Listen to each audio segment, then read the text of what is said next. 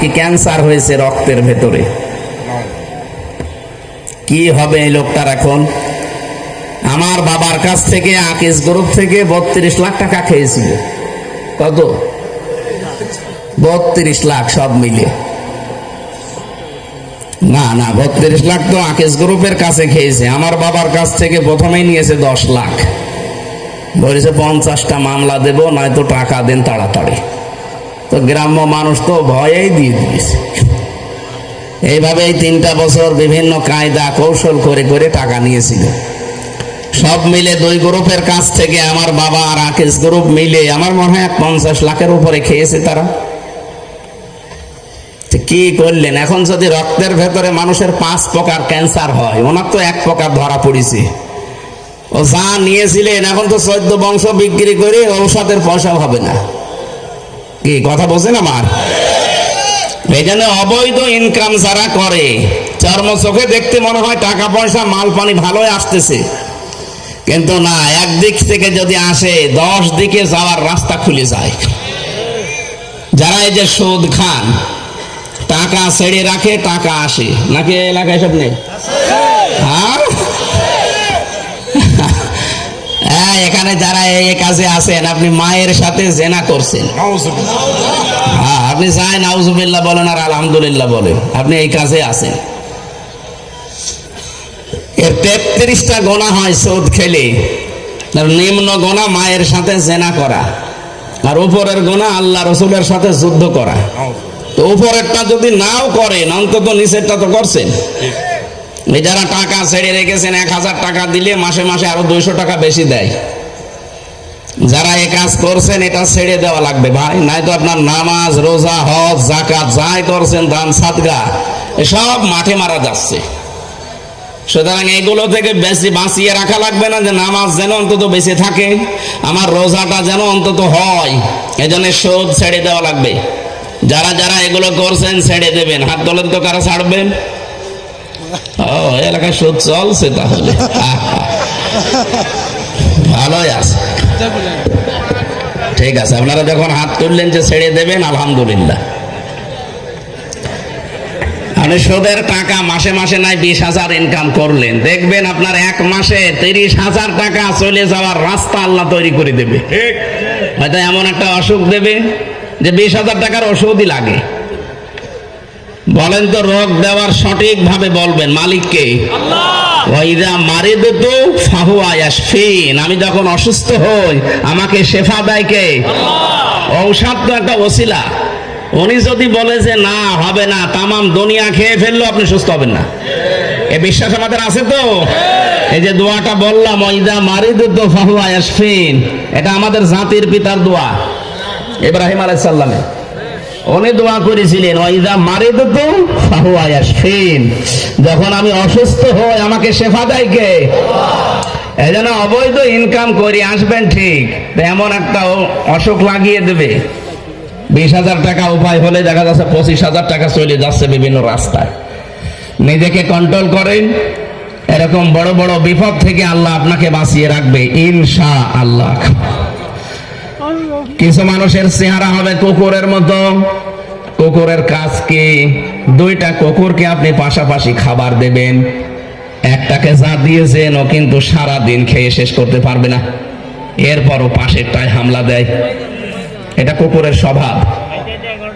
এই বাংলাদেশে বহু মানুষের স্বভাব এরকম ছিল, ওর নিজের যা আছে মরণ পর্যন্ত খেলেও শেষ হতো না, এরপরও জনগণেরটায় হামলা দিয়েছে। এগুলো কিয়ামতে যখন উঠবে, দেখবেন মানুষের আকৃতি থাকবে না, ওদের আকারের উপরে কুকুরের চেহারা ভেসে উঠবে। কেন? ওয়ালাকাদ কাররামনা বানি আদম, আমি বনি আদমকে সম্মানিত করেছি, এত সুন্দর করে চেহারাটা বানালাম, মায়ের পেটে আমি ওকে হারাম খাওয়াইনি। কথা বলছে না কেন? মায়ের মাসিক অসুখ বন্ধ করে রক্তটা আমি নাভির ভেতর দিয়ে দিয়েছি, তাও মুখ দিয়ে দেইনি, এটা পবিত্র রাখলাম। অথচ দুনিয়ায় যাবার পরে এই পবিত্র মুখ দিয়ে কত অপবিত্র জিনিসের ভেতরে লাগায়। বিড়ি সিগারেটও কিন্তু ওই পর্যায়ে পড়ে। সুতরাং এটা যারা খান, এটা বন্ধ করবেন। কি একটা আইন হয়েছিল না স্যার, যে বিড়ি প্রকাশ্যে সিগারেট খেলে কত টাকা জরিমানা জানেন? 50 টাকা আছে এখন আর কই না আইন করেই তো শেষ আসলে অনেক পুলিশ ভাইও দেখি খায় এই জন্য ভাই যারা আইনে আছেন অন্তত আপনারা একটু কড়াকড়ি করবেন।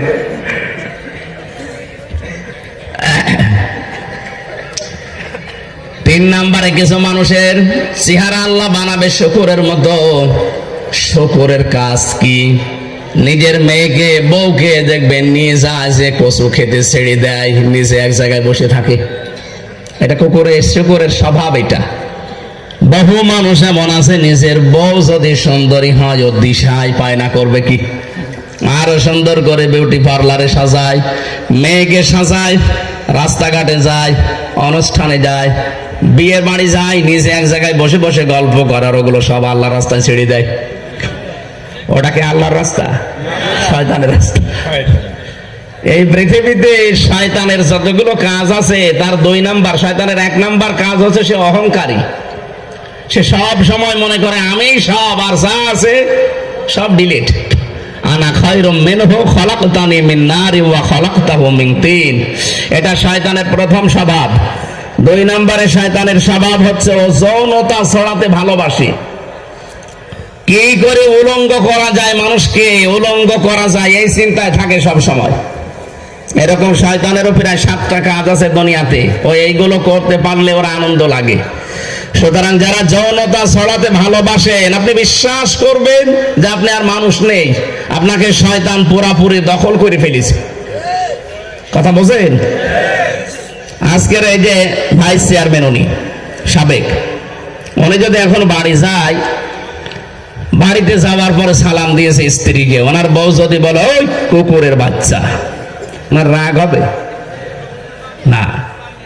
জ্ঞানী মানুষ হলে রাগ হবে না, চিন্তা করবে কি গো, এ তো শিক্ষিতা মেয়ে, এ ধার্মিক বংশের মেয়ে, আর আমার কোনোদিন মুখের উপরে মুখ তুলে কথা বলে না, আজকে আমারে গালি দিচ্ছে, ঠিক করে জিনে ধরেছে। কিসে ধরেছে? নাই তো গালি দেওয়ার কথা না। আপনি যখন দেখবেন যে আপনাকে যৌনতা ছড়িয়ে আপনি ভালো লাগছে, নিজের গোপন অঙ্গগুলো মানুষকে দেখাতে আপনার আনন্দ লাগে, মজা লাগে, আপনি বুঝবেন শয়তান আপনাকে দখল করে ফেলেছে। কথা বুঝতেছেন? লাগবে না, আর বসেন। কিয়ামতের ওই কঠিন ময়দানে আল্লাহ রাব্বুল আলামিন মানুষকে যখন বিচারের জন্য ডাকবেন, তখন তার এই আকৃতিটা পুরা পাল্টিয়ে ফেলবেন। এত সুন্দর করে সম্মান দিয়ে বানালাম, তোরে এখন কুকুর বানাবো, শুকর বানাবো, সাপ বানিয়ে দেব না, এটা মানায় না। এই জন্য চেহারার ভেতরে এইগুলো আল্লাহ ফুটিয়ে তুলবেন। আজকে এখানেই যদি কেউ কুকুরের আকৃতি পেয়ে যায়, বলেন তো ওসি সাহেব ওরা আমির হামজা হক এখানে আপনি আসতে দেবেন? কি মনে হচ্ছে আপনার? কয়েকটা মানুষ এখানে আমরা মাত্র বসে আছি, নাই 5000 মানুষ হবে। এর ভেতরে কুকুরের শুকরের আকৃতি পেরে যদি আপনি এখানে উঠতে না দেন, কিয়ামতে কোটি কোটি মানুষ থাকবে। এর ভেতরে আমার আল্লাহ আপনার চেহারা শুকরের মতো বানিয়ে দেবে, কুকুরের মতো বানিয়ে দেবে। মানুষ দেখেই বুঝবে যে এই ধরনের অপরাধী ছিল।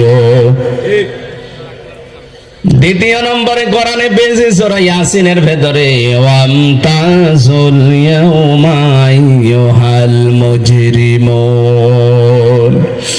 হাসরের ময়দানে আল্লাহ নিজে একটা ঘোষণা দেবেন, হে অপরাধী যারা, পাপিষ্ট যারা, আমার নেককার বান্দাদের থেকে আলাদা হয়ে যা। আজ হয়তো আমার অপরাধগুলো শরীরে লেখা নেই, এজন্য অনেকে টের পায় না। কিয়ামতে কিন্তু এগুলো সব লেখা থাকবে, কে কোন ধরনের অপরাধ করেছে।